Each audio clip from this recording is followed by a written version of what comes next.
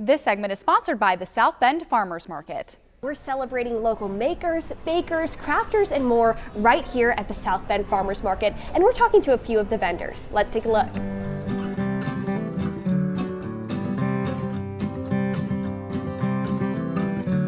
Keeflies are a South Bend tradition, and we are here with Trudy, or Mom, from Mom's Keeflies in the South Bend Farmers Market. Trudy, thank you so much for welcoming us into your space today. Thank you for having us. Well, Trudy, we were just saying these are a South Bend tradition. Tell me a little bit more about Keeflies and that history.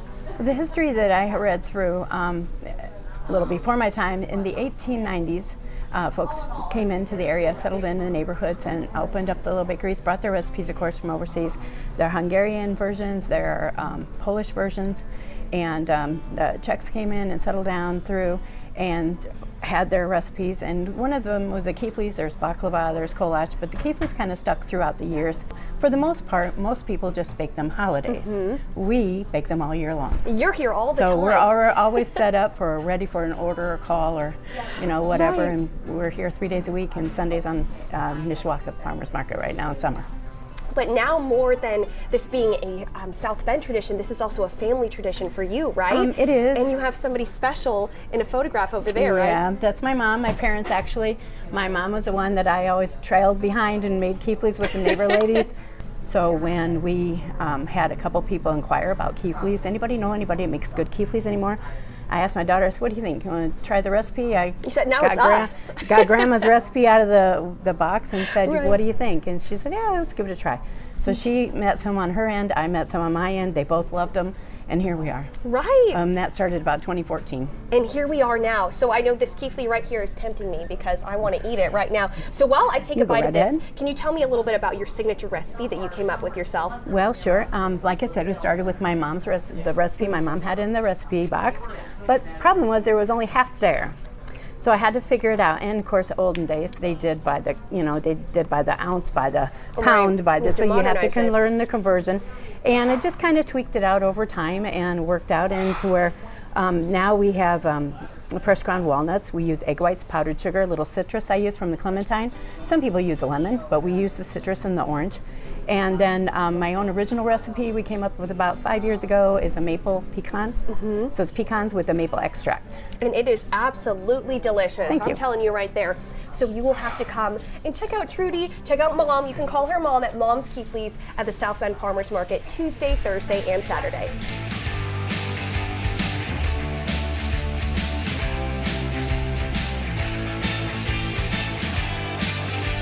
We are here at the South Bend Farmers Market with John himself from Handmade Stuff by John, where life is too short to own an ugly pen. And I love that, John. This is a philosophy that I live with. It really is. Well, John, we were just talking about the incredible story of how you came to really working on and creating pens. Can you tell that for us? Certainly. I've been working on pens for 18 years now. Started out with an accident. I went up in Edwardsburg to visit a friend of mine. He was making a pen. I asked him what he was doing. He said, I'm making a pen. Would you like to try it? So I sat down and it came naturally, and he said, are you sure you haven't done this before? Took to it beautifully, loved what I was doing. Then one day my wife says, you have enough pens, you should start selling them. And I said, selling them? No, I want to keep them all. And she says, no, you want to start selling them.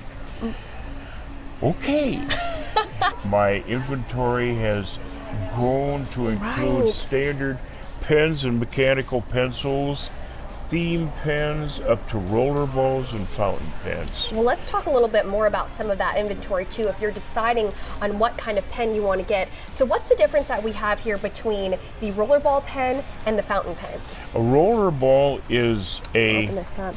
is very close to a standard pen, but it is much smoother in writing for the simple fact that on a standard pen, the ink relies on gravity. In a rollerball, the ink is under pressure, so it flows much better. Oh, okay. Now, on a fountain pen, it's a totally different animal. It is designed with a point, and fountain pens have been around since signing of the Declaration of Independence and everything else. Different style. Fountain pens use a ink cartridge or a bladder filled with ink. Right, which we have right here, right? Correct. This little That would be if you want to fill it from a bottle of ink.